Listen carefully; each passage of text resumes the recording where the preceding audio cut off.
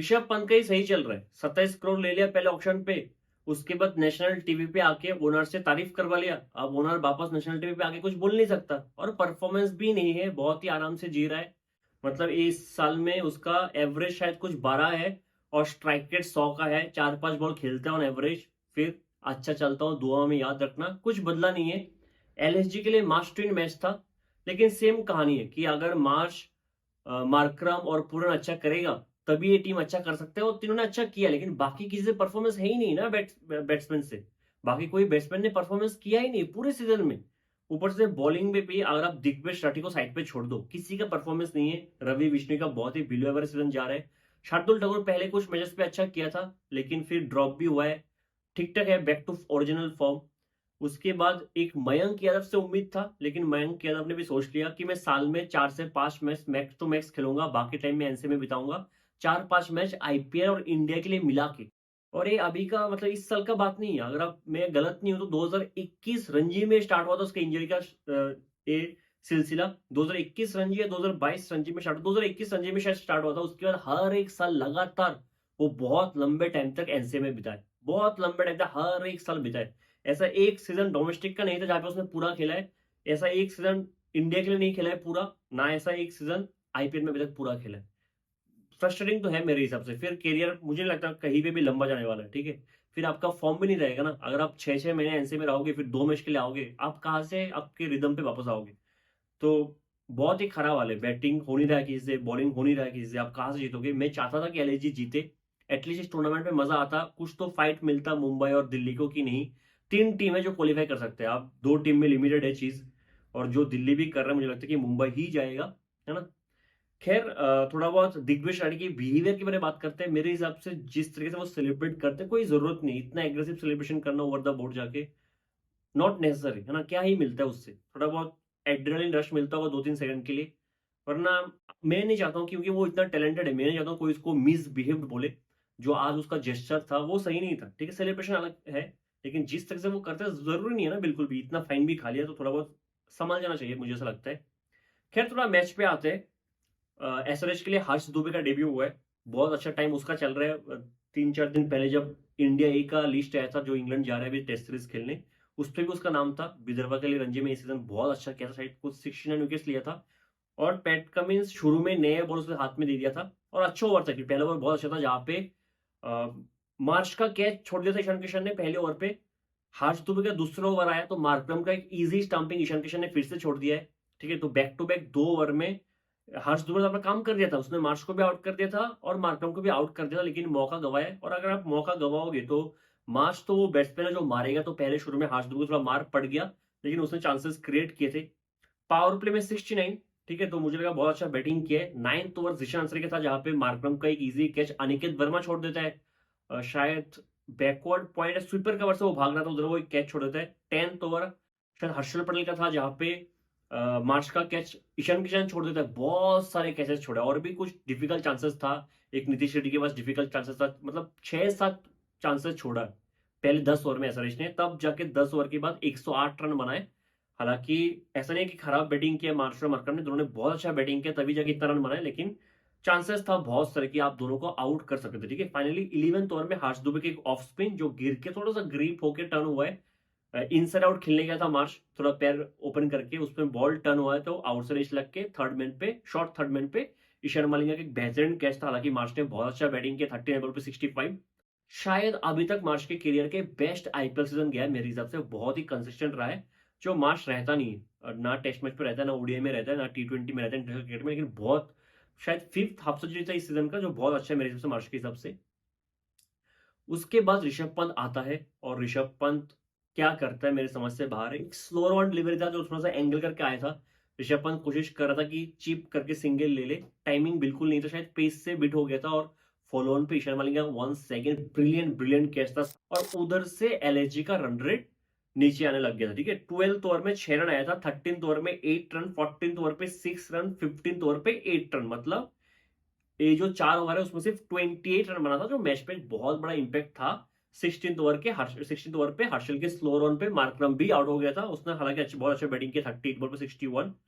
उसके बाद कुछ था नहीं, ईशान मलिंगा ने बेहतरीन बॉलिंग किया, 4 ओवर पे 28 देके 2 विकेट। एक 19th ओवर था हर्षल पटेल का जो बहुत लंबा गया था ओवर, शायद कितना 9 या 10 बॉल डाला था उसमें, नो नो बहुत थे, एक नो था, 3 या 4 वाइड्स था। उस ओवर पे 15 रन आ गया था और लास्ट ओवर था नीतीश कुमार रेड्डी का। अब नीतीश कुमार रेड्डी शायद शायद नहीं, कंफर्म नहीं है, इस सीजन में पहली बार बॉलिंग डाला आया था। पहला ओवर उसका बहुत अच्छा था जहाँ पे उसने 8 रन दिया था, लास्ट ओवर 20 रन आया था लास्ट ओवर पे। और लास्ट ओवर पे ऐसा नहीं कि खराब बॉलिंग की है, मिक्स था, ठीक है। आसान नहीं होता कि आप पहली बार जब बॉलिंग करोगे आप इतना अच्छा करोगे, ऊपर से आप अगर डेथ पे आओ थोड़ा बहुत मार तो खाओगे ही खाओगे। 3 विकेट उस ओवर में गिरता है। एक तो निकोलस पुरन ने गलती कर दिया कि स्ट्राइक लेने के चक्कर पे वो पहले रन आउट हो गया 22 के चक्कर पे। फिर शार्दुल ठाकुर आया, उसने चौका मार दिया, लेकिन अब्दुल समद को लगा नहीं मुझे स्ट्राइक पे होना चाहिए, तो वो स्ट्राइक पे जाने का शार्दुल ठाकुर खुद आउट हो गया। फिर अब्दुल समद खुद भी आउट हो गया, ठीक है। 20 रन उस ओवर में आया, लास्ट के 2 ओवर पे 35 रन आया था, तब जाके 205 बने। उसने आकाशदीप ने एक बेहतरीन छक्का लगाया था लास्ट बॉल पे। पहले 10 ओवर पे 108, अगले 10 ओवर पे 97 फॉर 7 विकेट्स। ऐसा एलएसजी की बात कर तो एसआरएच ने बहुत अच्छा कमबैक किया है, जो ओल्ड बॉल से आज बहुत अच्छा काम किया है। लेकिन एलएसजी ने भी बहुत खराब बैटिंग किया, कंट्रीब्यूशन नहीं है ना या किसी का। पूरा सीजन देख लो, किसी का कंट्रीब्यूशन नहीं है, ठीक है। एक मैं आयुष बदोनी को ब्लेम नहीं करूंगा, वो ऑलमोस्ट बहुत सारे मैचेस में उसने कंट्रीब्यूट किया है। कभी तो अच्छा करे यार, कभी तो ऋषभ पंत अच्छा करे, कुछ तो करना पड़ेगा ना। लेकिन बहुत अच्छा कमबैक किया है, एक टाइम पे लगा 230 240 कुछ भी हो सकता है, क्योंकि निकोलस पुरन को आज इन्होंने पुश किया है फिर से, जो नंबर 3 पे अच्छा कर रहा था, फिर थोड़ा फॉर्म पे डीप हुआ है, लेकिन निकोलस पुरन को फिर से नंबर 3 से नंबर 4 पे भेजा गया था। अब एसआरएच के लिए शायद मुझे लग रहा है कि 205 एनफ नहीं है, क्योंकि उनका जिस तरह से पैटर्न है वो चेस कर ही लेते। अगर आप शुरू में ईशान और अभिषेक को आउट कर दोगे तो अलग चीज है, क्योंकि उनका भी ऐसा रहा है कि टॉप ऑर्डर जाने के बाद बीच में चला नहीं है कोई इस सीजन, और क्लासन का भी इतना खास फॉर्म नहीं था जो क्लासन जाना जाते। लेकिन एलएजी से हुआ नहीं, बॉलिंग तो वेरी ऑनेस्ट किसी से ठीक से बॉलिंग हुआ ही नहीं। अब उइलो रुर्क अपने पहले ओवर पे आके आईपीएल के डेब्यू मैच पे एक हार्ड बॉल डालता है, जहां पे असफ तड़े एक्रॉस द लाइन खेलने गया था, उस पे आउटसाइड एज लग के सीधा थर्डमैन के हाथ पे गया था। उसके बाद धागा ही खोल के रख दिया था अभिषेक शर्मा ने भी, वेरी ऑनेस्ट बहुत मारा है, सबको बहुत मारा है, ठीक है। एक ईशान ने आके कवर ड्राइव पे छक्का लगाया था, ब्रिलियंट शॉट था। मैं बॉलर भूल गया हूँ किसको मारा था, दिग्विश को ही मारा था, फिर किसी को मारा था। बेहतरीन शॉट था, बेहतरीन शॉट था, बैट के जो फ्रंट फुट पे ड्राइव किया था, आउटस्टैंडिंग शॉट था।